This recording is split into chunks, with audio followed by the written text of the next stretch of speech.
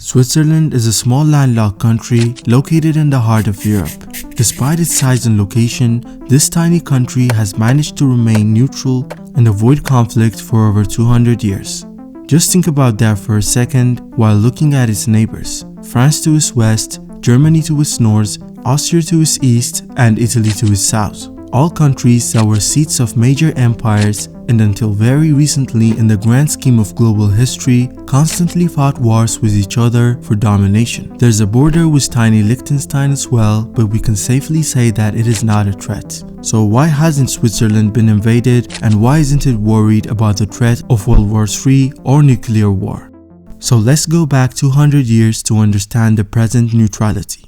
Their neutrality path began after the end of the Napoleonic Wars in 1815. Having been invaded by the French, the Swiss government realized the country's vulnerability due to its central location. They decided that declaring permanent armed neutrality was the best way to protect their sovereignty and avoid being drawn into future wars. A very wise decision, because a century later would break out one of the deadliest wars in human history, claiming the lives of millions of people, while Switzerland remained untouched. This neutral stance was first put to the test during the Franco-Prussian War of 1870–71, when both sides violated Swiss territory at times. But the Swiss mobilized their army and managed to assert their neutrality. They began to be seen as a neutral state where diplomacy could flourish. This neutrality was finally codified in international treaties after the end of World War I. Since then, it has become a core part of their identity. They have embraced the principles of dialogue, negotiation,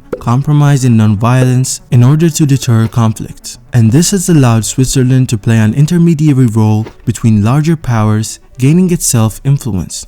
Another reason this has managed to go on for so long is because the country has a history of military preparedness on a scale that's hard to compare with other countries. All men are required to undergo basic military training and serve in the reserves, giving the country the ability to mobilize over 200,000 soldiers within 72 hours of an emergency being declared. In addition, every road, bridge, tunnel and railroad in the country has been designed to be remotely destroyed in the event of an invasion, making it difficult for any potential enemy to advance and only leaving them the path of the treacherous mountains. They also have a plan called the National Redoubt, which involves retreating the entire military into the mountainous Alpine region. Here, the Swiss have built over 26,000 bunkers and fortified positions, all camouflaged like you see here and interconnected by underground tunnels. This means that the entire country is essentially one big fortress and booby trap at the same time. The bunkers are stocked with enough supplies to sustain the military and a portion of the civilian population for months or even years if needed. Food, water, medical supplies and armaments are meticulously maintained so that they are ready for immediate use. The country's preparedness goes beyond the military as well. For example, most residential and commercial buildings are required to include nuclear fallout shelters. Schools and hospitals also double as public shelters, and buildings routinely perform emergency drills. This high level of civil defense means that the general population isn't worried about the outbreak of conflict. People know that provisions have been made for their safety and survival. So while other countries worry about panicked masses overwhelming the resources, the Swiss can remain confident in their readiness. But neutrality and military preparedness are not the only reasons why this country isn't threatened. It's also a major player in global diplomacy through the United Nations and the Committee of the Red Cross. These organizations work to prevent conflict and resolve disputes peacefully, reducing the risk of war globally.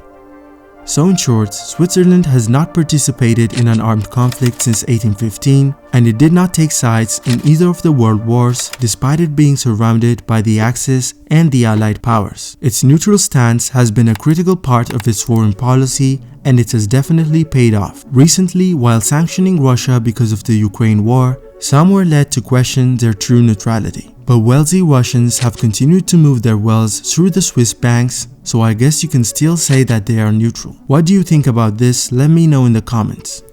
If you want to know why India is building a second Singapore, check out this video. If you want to know why 80% of Canada is empty, check this one out.